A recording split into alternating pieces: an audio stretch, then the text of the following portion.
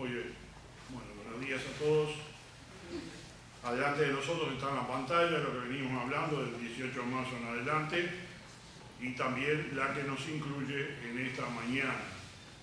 Terminada esta serie de doctrinas, después pasaremos a las predicaciones. Yo lo que estoy haciendo ahora es un poco más de profesorado, de enseñanza, de poder llevarles a ustedes lo que son las doctrinas básicas de todo creyente y principalmente de la iglesia. Estamos haciendo algo por arriba, ¿no? Porque si cada materia de eso la tenemos que tomar, nos va a llevar un tiempo. Pero por lo menos damos un pantallazo, estamos haciendo un repaso y lo podemos tener en claro, ¿no? Todo lo que nos toca. Bueno, repasamos un poquito lo que tuvimos estos días y allí tenemos el 18 de enero, bibliología, que es la doctrina de la Biblia. Cristología, la doctrina de Cristo. Teología propia, la doctrina del Dios Padre. Antropología, la del hombre. Amartiología, la del pecado. Soteriología, la de la salvación. Neumatología del Espíritu Santo. El domingo pasado fue eclesiología de la Iglesia. Hoy nos toca angelología. Es la doctrina de los ángeles. Muy bien, bueno, vamos entonces a comenzar el Salmo 103, versículo 20, Salmo 103, versículo 20. Vamos a hablar sobre la doctrina de los ángeles, sus diferentes categorías, también los ángeles buenos como los ángeles malos. Vamos a ir detallando todo a medida que va pasando la clase y vamos a ir desarrollando este tema. Seguramente va a haber muchas preguntas porque va a ser muy liviano lo que voy a hablar, pero después hay que profundizar un poquito más en cada área. 103, Salmo, versículo 20.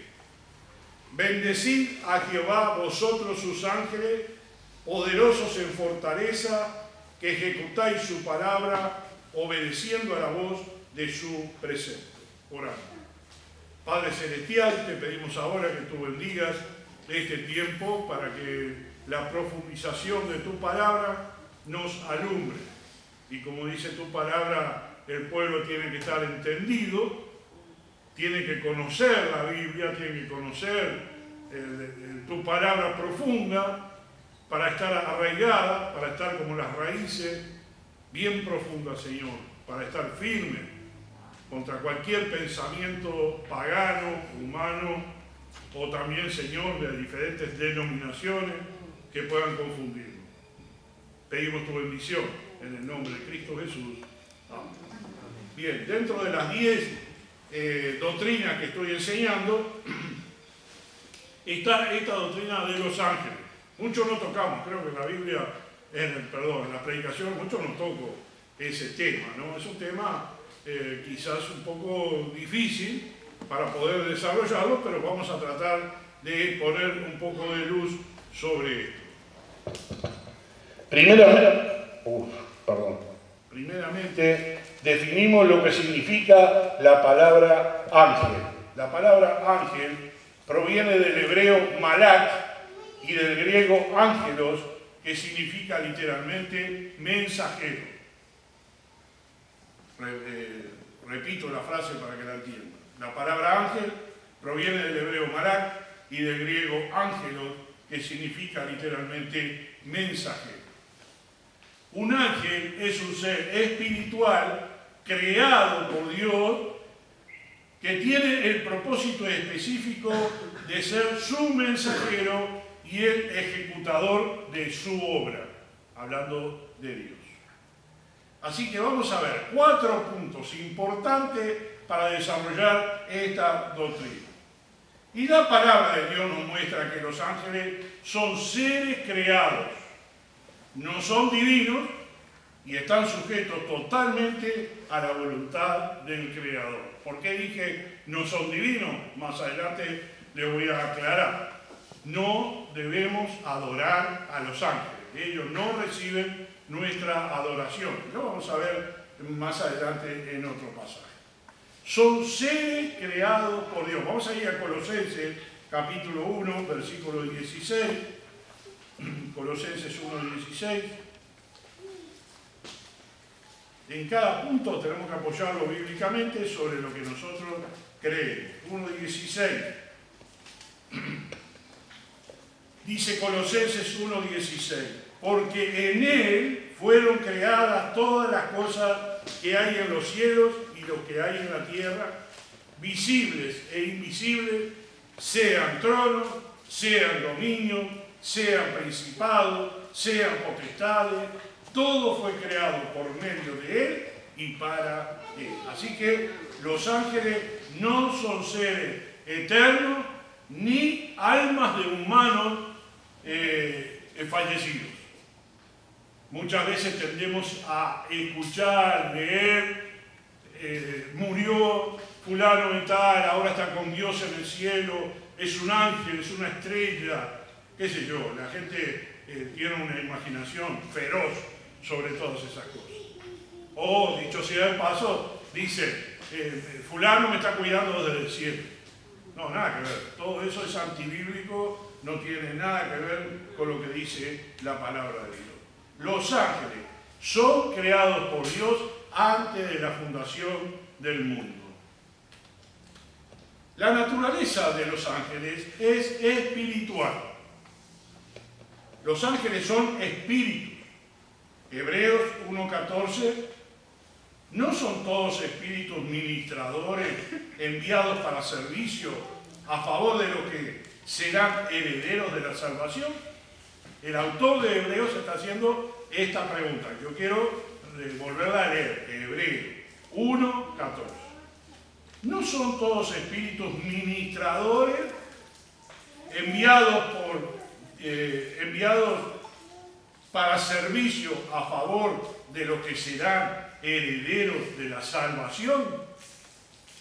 Fíjense cómo lo llama: espíritus ministradores enviados a favor de los creyentes, de los que son salvos. Y esto significa que no tienen cuerpo físico limitado por el tiempo o el espacio, aunque pueden manifestarse físicamente cuando la misión lo requiere.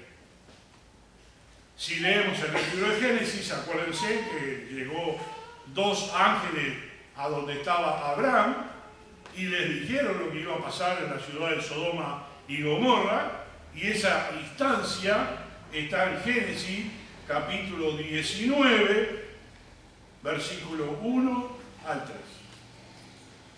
Dice así: llegaron pues los 2 ángeles a Sodoma a la caída de la tarde, y Lot estaba sentado a la puerta de Sodoma, y viéndolos Lot se levantó a recibirlos y se inclinó hacia el suelo.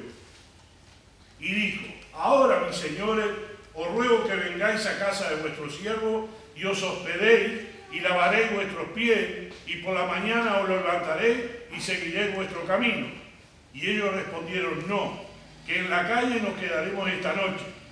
Mas él porfió con ellos mucho, y fueron con él y entraron en su casa, y les hizo banquete y coció panes sin levadura y comieron. La historia luego sigue, si la quiere leer, en el capítulo 19 de Génesis está. ¿Qué pasó después? Que ellos le dijeron: tenemos que salir de la ciudad porque Dios va a destruir esta ciudad. Y ellos no querían, hasta que al final ellos, tomándolo de las manos, los sacaron de la ciudad de Sodoma y de Gomorra. Y luego tenemos la historia de la mujer de Lot, que mirando atrás quedó como estatua de sal. Pero quienes fueron que sacaron físicamente fueron los ángeles. En varias oportunidades ellos se presentaron, vamos a ir viendo a través del desarrollo, que en varias oportunidades físicamente se presentaron. ¿Tá? Pero ellos no tienen físico como nosotros. El segundo punto lo vamos a ver en Salmo 148, versículo 2. Salmo 148, versículo 2.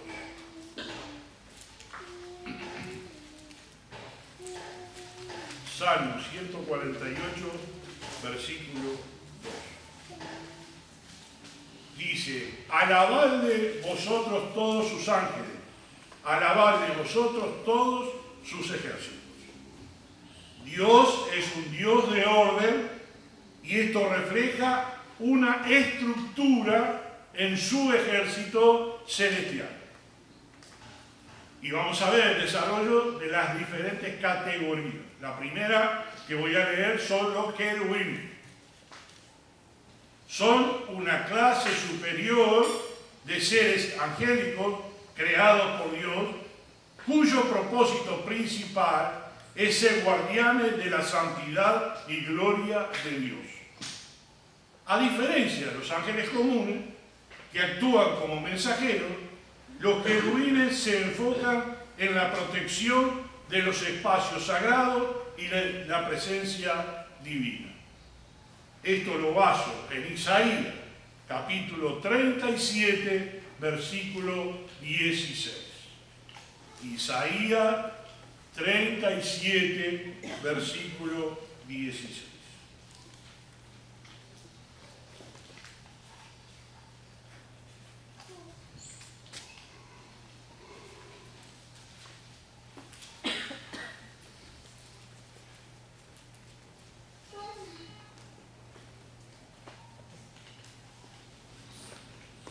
Jehová de los ejércitos, Dios de Israel, que moras entre los querubines, solo tú eres Dios de los reinos de la tierra, tú hiciste los cielos y la tierra.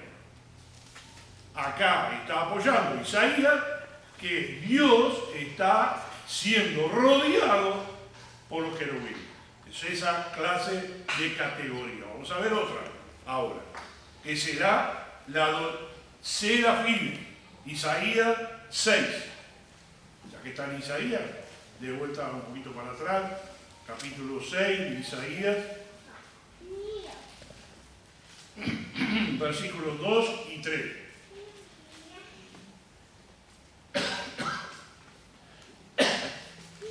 Dice así: por encima de él había serafines, cada uno tenía 6 alas, con 2 cubrían su rostro, con 2 cubrían sus pies y con 2 volaban. Y el uno al otro daba voces diciendo: Santo, Santo, Santo, Jehová de los ejércitos, toda la tierra está llena de su gloria. Los serafines, su interpretación de su nombre quiere decir ardientes. Se describe rodeando el trono de Dios en actitud permanente, perpetua, ¿sí?, de adoración, proclamando la santidad que se asocia al altar en el cielo. Ya vimos los querubines, ya vimos los serafines. Ahora vamos a ver los arcángeles. Los arcángeles son los oficiales de alto rango o jefes del ejército de Dios. La palabra arcángel proviene del griego archángelo, significa jefe, principal o que gobierna, ángelos, mensajero, es decir, jefe de los mensajeros o ángel principal. Son ángeles que tienen una cierta autoridad y categoría superior sobre los demás ángeles. Aunque en la tradición popular se mencionan varios, la Biblia solo identifica por nombre y título el arcángel Miguel.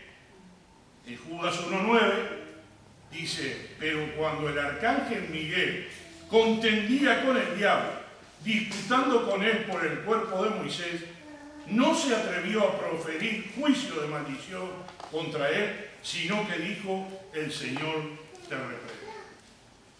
Reconoció la autoridad del arcángel que contendía con Satanás por el cuerpo de Moisés, pero el arcángel no se atrevió a proferir palabras de maldición en cuanto a la ejecución de lo que estaba pasando, sino que dijo: Dios te reprende. ¿Qué hacen los arcángeles? Pelean la guerra espiritual. En el libro de Apocalipsis Vamos a ir a Apocalipsis 12. Tengo el pasaje, pero vamos a leer. Apocalipsis, capítulo 12, versículo 7.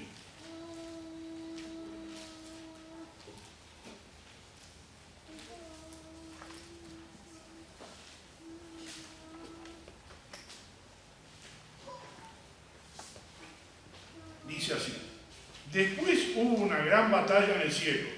Miguel y sus ángeles luchaban contra el dragón, y luchaban el dragón y sus ángeles. Sigo leyendo. El 8, pero no prevalecieron ni se halló ya lugar para ellos en el cielo. Y luego voy a parar ahí porque no me interesa escudriñar este pasaje, sino otro en el libro de Daniel. Lo que hacen los arcángeles, lideran las huestes celestiales contra la fuerza de las tinieblas. Ya lo vimos en el pasaje con el cuerpo de Moisés, lo vemos acá en el Apocalipsis, habla de Miguel, tiene nombre, un arcángel. Y otra cosa que hacen es la protección de Israel. Miguel es descrito como el uno de los príncipes principales que defiende al pueblo de Dios. Esto está en el libro de Daniel. Quiero que me acompañen. Daniel capítulo 10. Estamos viendo las diferentes categorías que la Biblia nos está marcando y quiero que tengan en cuenta lo que va a pasar con nosotros también, porque eso es importante. Dice así, Daniel capítulo 10, versículos 12 al 14. Entonces me dijo: Daniel, no temas, porque desde el primer día que dispusiste tu corazón a entender y a humillarte en la presencia de tu Dios, fueron oídas tus palabras, y a causa de tus palabras yo he venido. Mas el príncipe del reino de Persia se me opuso durante 21 días. Pero he aquí Miguel, uno de los principales príncipes, vino para ayudarme y quedé allí con los reyes de Persia. He venido para hacerte saber lo que ha de venir a tu pueblo en los postreros días, porque la visión es para estos días.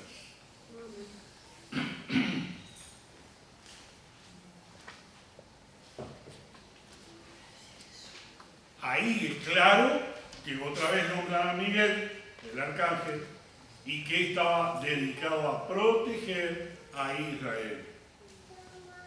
Ellos realizarán anuncios proféticos.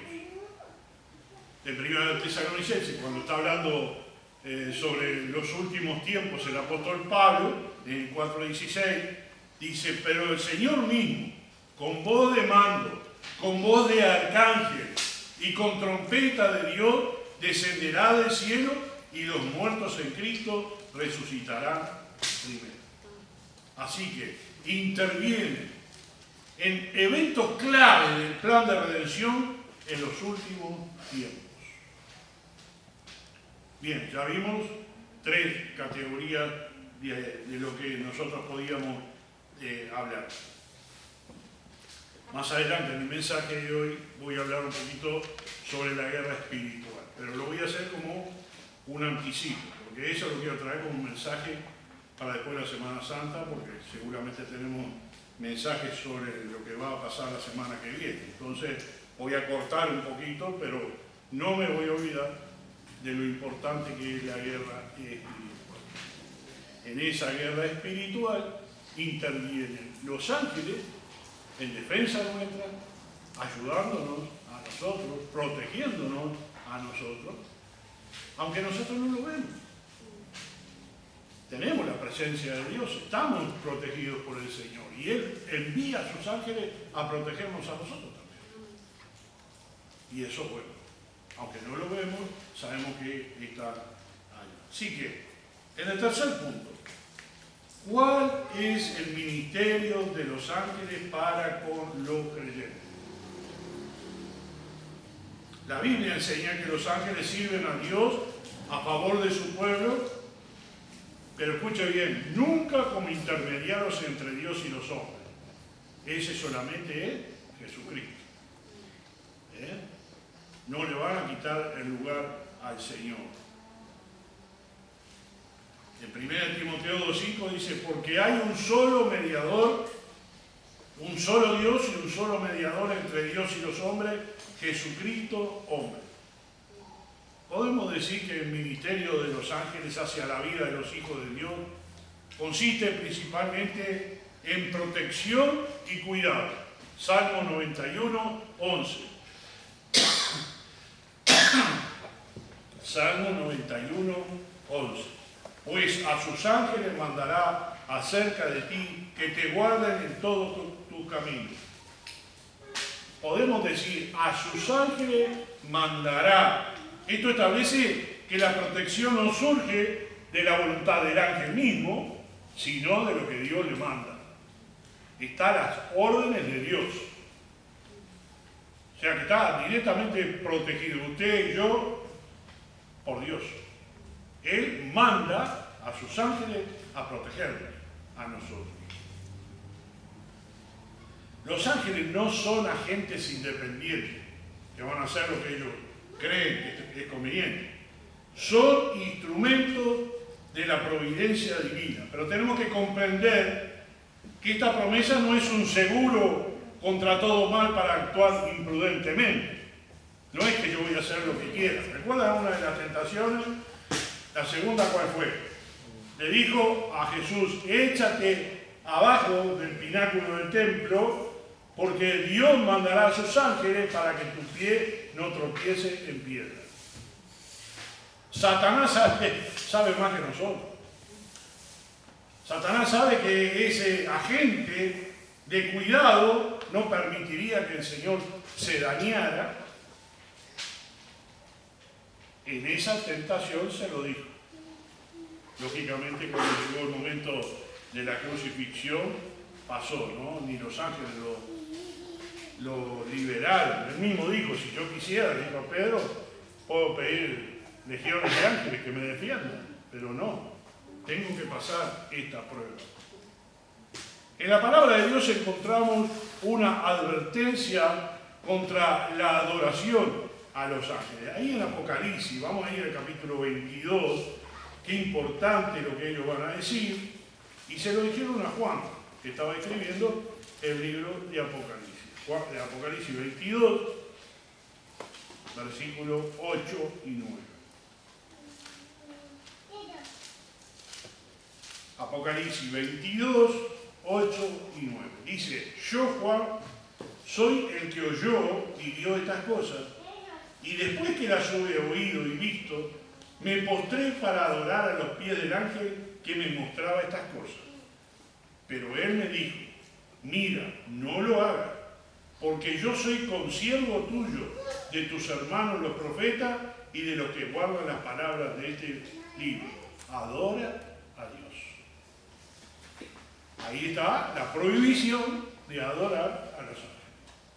Si bien tenemos esa tentación, como le dije el otro día, una vez se tiene la tentación de orar al Espíritu Santo. Hasta lo encontramos a veces en los gráficos de un diario. Oración al Espíritu Santo. No es bíblico. ¿A quién tenemos que orar? Al Padre en el nombre del Hijo. No es por despreciar a nadie, pero tampoco tenemos que adorar a los ángeles por más que nos protejan. Y hay algo, ya les hago un paréntesis, ¿no? Acá. Nosotros, los herederos y coherederos de Cristo, tenemos una categoría superior a los ángeles. Ellos son nuestros servidores que Dios manda para nosotros, para cuidar a sus hijos. Y cuando nosotros heredemos y estemos con Cristo, ellos no van a ser herederos, van a ser nuestros servidores. Esas son las categorías diferentes de los ángeles. En cuarto punto, lamentablemente, hubo una caída de ángeles y la guerra espiritual. La palabra de Dios nos dice que no todos los ángeles permanecieron en su estado original. Existe un grupo de ángeles que cayó en rebelión. El primer ángel que nos dice la Biblia es Lucifer. El que fue creado, perfecto, hermoso. El pecado de orgullo causó la caída del querubín grande, quien arrastró hasta la tercera parte de los ángeles con él, en la rebelión. Isaías 14, 12 al 15 dice: ¿cómo caíste del cielo, oh lucero, hijo de la mañana? Cortado fuiste por tierra, tú que debilitabas a las naciones. Tú que decías en tu corazón: subiré al cielo, en lo alto, junto a las estrellas de Dios, levantaré mi trono, y en el monte del testimonio me sentaré a los lados del norte. Sobre las alturas de las nubes subiré y seré semejante al Altísimo. Mas tú, derribado eres hasta el Seol, a los lados del abismo. En Ezequiel 28, 14, tú, querubín grande protector, yo te puse en el santo monte de Dios. Allí estuviste, en medio de las piedras de fuego te paseabas. Perfecto eres en todos tus caminos, desde el día que fuiste creado hasta el día que se halló en ti maldad.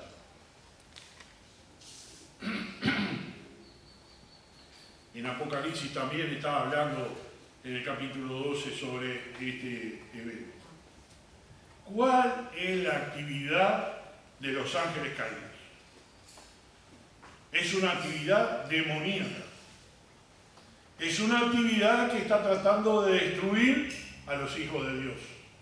Sabiendo que ellos son culpables y están condenados eternamente, están en la función de debilitarte a ti como creyente, a la iglesia, a tu familia, destruirte como persona, tratar por todos los medios, que hasta muchas personas se suicidan, y eso se le llama una enfermedad mental, una enfermedad que está causando mucho drama en estos momentos en el mundo.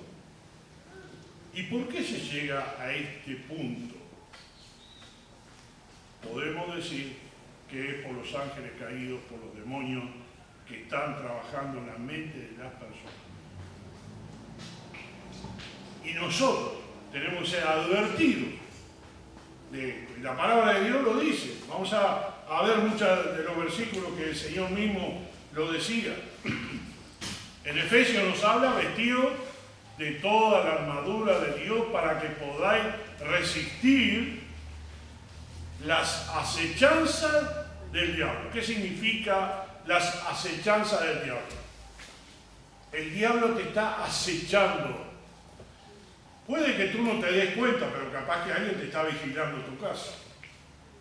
Puede que no te des cuenta, pero alguien, cuando tú estás caminando, está tratando de hacerte daño, robarte. Una legión escondida que tú no la ves.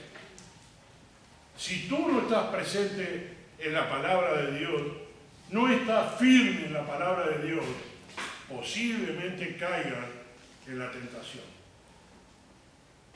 Dice: no tenemos lucha contra sangre y carne, sino contra ¿qué? Principados, potestades, huestes espirituales de maldad en las regiones celestes. ¿Y quiénes son esas huestes espirituales de maldad? Son los ángeles caídos, son los demonios. Podemos poseer o entrar a morar, pueden poseer, perdón, a entrar a morar en corazones vacíos, en personas que no tienen el amor de Dios. Por eso nos advierte la palabra de Dios. Y decía ahí en Lucas: cuando el espíritu inmundo sale, el hombre anda por lugares secos buscando reposo, y no hallándole dice: volveré a mi casa de donde salí.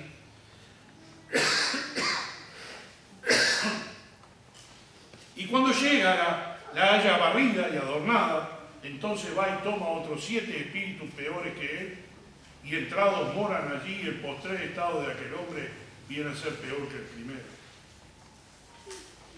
¿Ustedes recuerdan cuántos espíritus inmundos el Señor liberó? ¿No? Le traían a la gente, a la familia. Por favor, Señor, libéralo. Decía Mateo 8:16, y cuando llegó la noche trajeron a él muchos endemoniados y con la palabra echó fuera a los demonios y sanó a todos los enfermos. La autoridad y el poder de Cristo Jesús, en el nombre de Él son echados los demonios fuera y le da libertad a los que son poseídos por los demonios. Ahora, el creyente no debe tener miedo de eso, ¿no? Porque tienes a Cristo Jesús. Hay una frase que cuando uno a veces está muy compungido, siente que el problema es grande, puede decir en el nombre de Cristo, por la sangre de Cristo Jesús, vete fuera, Satanás. Déjame en paz. A veces hay que invocar el nombre de Cristo para liberar a ese mal espíritu que teniendo, y despojando a los principados y a las potestades, los exhibió públicamente, triunfando sobre ellos en la cruz. ¿Por qué Cristo dijo que Él había vencido al mundo? Esta es una de las razones por las cuales no predicamos mucho. Pero Cristo nos salvó aún de las enfermedades mentales que nos atacan. Pensamientos paganos, bajos, hasta autodestructivos de nuestra vida, por culpa de haber permitido que esas voces hablen en nuestra mente o en nuestros corazones. Sepan que el destino final para esta maldad de estos ángeles caídos es el castigo eterno en el lago de fuego. En Mateo 25:41 dijo, entonces dirá también a los de la izquierda, apartados de mí, malditos, al fuego eterno preparado para el diablo y sus ángeles. En diferentes categorías que las hemos visto hoy, ¿dónde vas a ubicar la que te está favoreciendo a ti? Voy a hacer un pantallazo de la guerra espiritual. Miren, hermanos, todos nosotros estamos en guerra. No podemos adormecernos ni pensar que ya está todo hecho. No. Mientras vivas en este cuerpo, tú vas a tener una guerra espiritual. Y lo más importante es fortalecerte en el Señor. La mente tuya tiene que estar fuerte. En la Biblia, la guerra espiritual es el conflicto invisible entre el reino de Dios y la fuerza del mal, liderada por Satanás. Esa lucha constante no es física, sino espiritual. Esa lucha se confronta o se libera mediante la fe, la oración y la verdad de la armadura de Dios para que tengamos la victoria asegurada a través de Cristo. La guerra está. No dejes para atrás eso. No digas yo eso ya no tengo problema.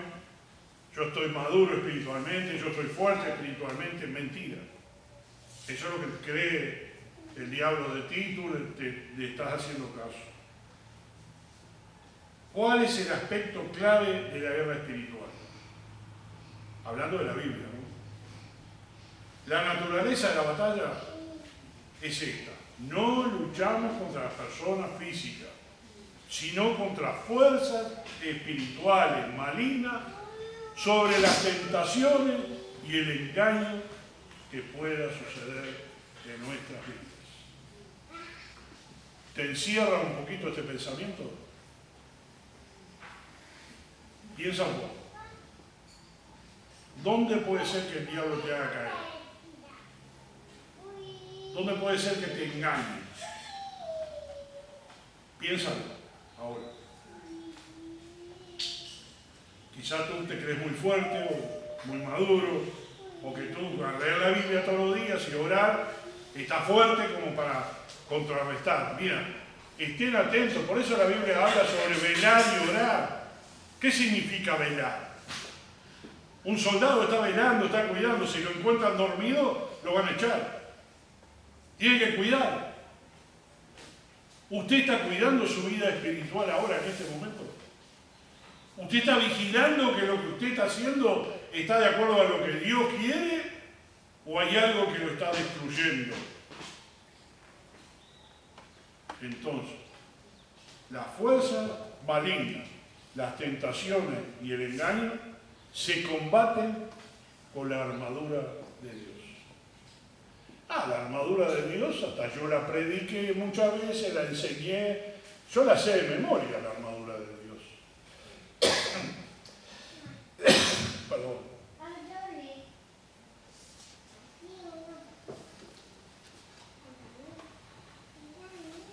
El equipo necesario de la armadura de Dios es así. Para resistir el cinturón de la verdad, la coraza de la justicia, el calzado del evangelio, el escudo de la fe, el yelmo de la salvación y la espada del Espíritu, que es la palabra de Dios. ¿Estás equipado con esto? ¿O te olvidaste de algún elemento? Puede que tengas algo, pero no todo. Pero ahí decía el apóstol Pablo en el libro de Efesios lo que nosotros tenemos que hacer para estar firmes contra las acechanzas del diablo. ¿Cuáles son las armas espirituales que yo tengo que tener? Una oración constante. No dejar la oración. Constante. Quizás no estás en tu casa, como dice el Señor en la oración, enciérrate en tu cuarto, cerrá la puerta, ora a tu Padre que está en los secretos y Él te recompensará en público. No tienes tiempo, estás trabajando, tu vida está agitada, tienes muchas actividades. ¿Y cómo yo voy a tener una oración constante si yo no puedo estar encerrado en mi casa? Tengo que estar activo en la calle, por mi trabajo. Puedes orar constantemente, el Señor te puede escuchar mientras estás trabajando, mientras estás en la calle. La otra es la sumisión a Dios. Sumisos, humildes. Eres tú, Dios, no soy yo. En tu nombre voy a vencer, no en mi nombre. Yo no tengo fuerza. Yo puedo ser engañado fácilmente, pero tú me puedes ayudar a vencer. La verdad de la palabra de Dios, la verdad bíblica. Y por último, lo máximo, es la sangre de Cristo. La sangre de Cristo nos cubre de multitud de pecados. Ella es la que nos va a traer vida eterna.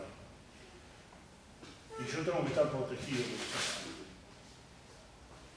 sangre. Él me tiene que proteger. Y para ser protegido tengo que invocarle todo el tiempo.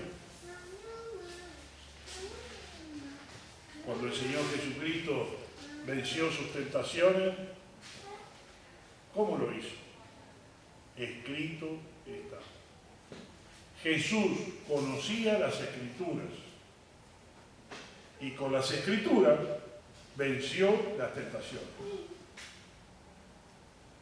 Te pregunto, ¿tú conoces las Escrituras? ¿Profundizas la palabra de Dios o solamente livianamente la miramos por arriba, pasamos por alto, leemos el devocional que tenemos? ¿Cómo podría yo conocer la verdad de la palabra para vencer al diablo? Él me va a dejar si yo estoy firme. Decía después que el Señor fue tentado, el diablo lo dejó y vinieron los ángeles y le servían. Ya terminó el periodo de prueba, Jesús. Qué bueno que el diablo nos dejara, ¿no? Y ya no nos molestara más. ¿Qué postura tenemos que tener nosotros frente a la guerra espiritual? La primera cosa es mantenerte firme en tus convicciones bíblicas.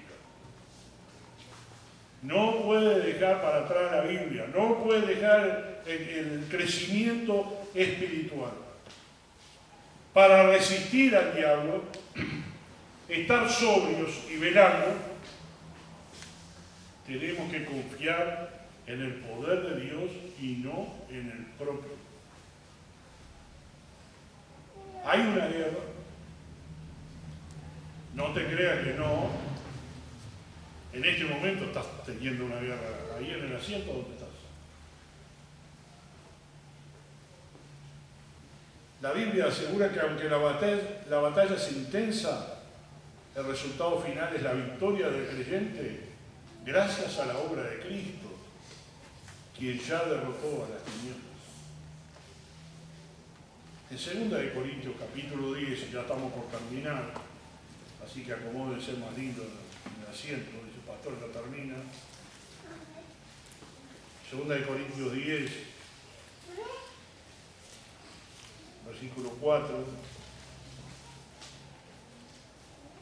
dice: porque las armas de nuestra milicia no son carnales, sino poderosas en Dios para la destrucción de fortalezas, derribando argumentos y toda altivez que se levanta contra el conocimiento de Dios y llevando cautivo todo pensamiento a la obediencia a Cristo. Qué hermoso pasaje. Me dan ganas de preparar un mensaje sobre todo eso. Mira, vamos a ir despacito. Las armas de nuestra milicia no son carnales, sino espirituales, para la destrucción de fortalezas. Fortalezas. ¿A qué me podría referir yo a fortalezas? Fortaleza puede ser un lugar de refugio, fortaleza puede ser un lugar indestructible, fortaleza, ¿sabe lo que puede ser? Mi pensamiento particular. Lo que yo creo. Derribando fortaleza, mi creencia.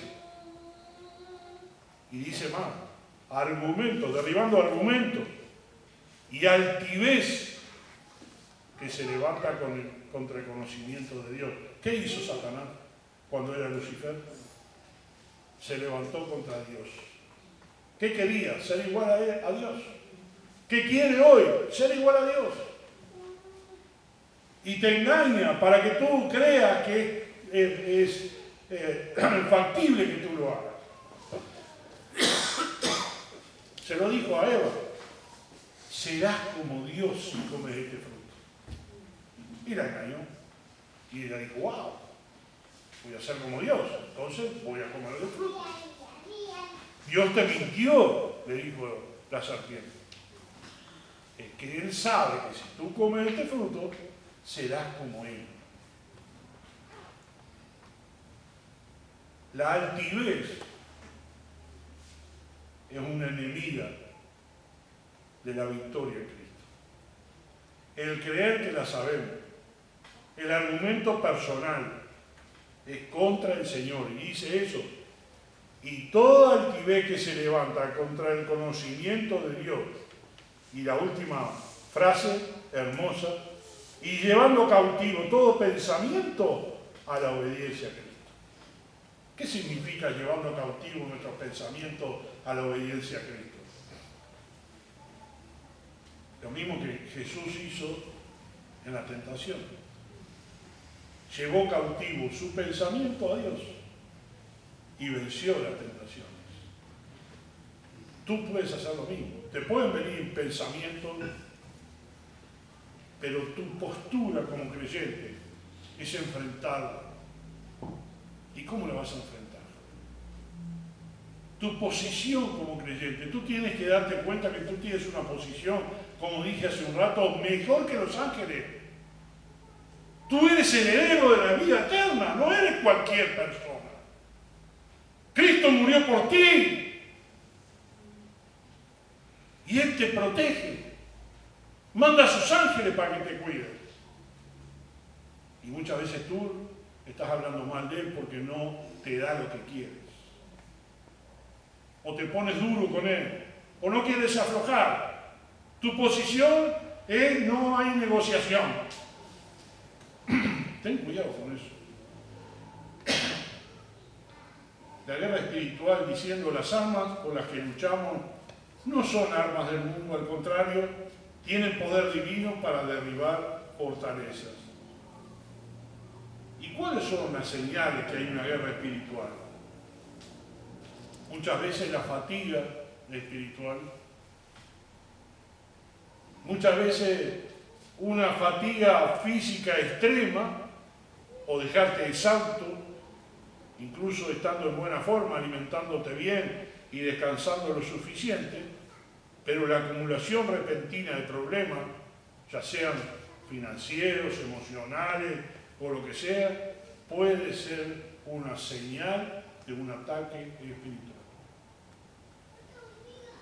¿Cuántos no dormimos de noche porque los pensamientos nos atacan? Y estamos despiertos y no podemos conciliar el sueño porque hay problemas y no sabemos cómo resolverlos. Oramos y le pedimos, Señor, necesito descansar, pero nuestra mente estresada por las diferentes situaciones de la vida y las circunstancias no nos deja. ¿Qué significa eso? Una guerra espiritual. Alguien dijo que las 3 de la mañana es la hora del diablo. ¿Cuántos se despiertan a las 3 de la mañana? Parecería que el diablo quiere confundirnos y ganar en la vida espiritual. Así que, ¿dónde comienza la guerra espiritual? Cuando estamos a punto de abrirnos victoriosamente en Cristo, cuando pensamos que tenemos todo encaminado, el diablo le va a poner tantas trabas para que te desanimes, para que te confundas, para que eches para atrás tus propios pensamientos. Y el Salmo 91 es un salmo que se opone a la guerra espiritual. Después léanlo, ahora no lo vean. Salmo 91. Es un salmo poderoso y reconfortante de la Biblia que aborda el tema de la guerra espiritual y la protección divina. ¿Qué hacer cuando uno está en guerra espiritual? Dos cosas importantes. Y no es para repetirlo al cansancio. Ora y lee las Escrituras repetidamente. Ora y lee las Escrituras varias veces. Ora y lee las Escrituras. Fortalécete espiritualmente para contrarrestar la guerra espiritual. Pasar tiempo con Dios en su palabra y en oración te va a ayudar a conocerlo mejor y a tener la certeza que Él te ama. Así que este Salmo 91 es una oración de pacto. Confía en la protección del Señor. Amén. Padre Celestial, te damos gracias por esta mañana, pedimos que tú nos ayudes en todos estos temas que estuvimos tratando en esta mañana. Agradecerte por el cuidado de los ángeles a nosotros. No sabemos quiénes son, no los vemos, sentimos tu presencia cerca de nosotros, tu cuidado a nosotros. Y agradecerte, por eso nos lleva a otro pensamiento. Si no sabemos quiénes nos están cuidando y agradecemos a ti, Señor, por lo que haces por nosotros, nos lleva a humillarnos delante de ti y decirte, Señor, eres todo para nosotros. Nosotros no somos nada. Cuídanos y protégenos. Cuídanos de no resbalar y caer en pecado. Cuídanos que el diablo no gane la victoria a nosotros. Cuando tenemos enfermedades, conflictos familiares, conflictos matrimoniales, cuando tenemos problemas financieros, cuando estamos tan estresados por nuestro trabajo y por el agobio de la vida, solamente nos queda mirarte a ti, Señor, orar y pedirte fortaleza espiritual para que el diablo no tenga la ganancia, no vaya a obtener la victoria. Gracias, Padre, por esto. Pedimos tu bendición para todos los que estamos acá y para aquellos que escucharán seguramente nuestro mensaje. En el nombre de Cristo Jesús.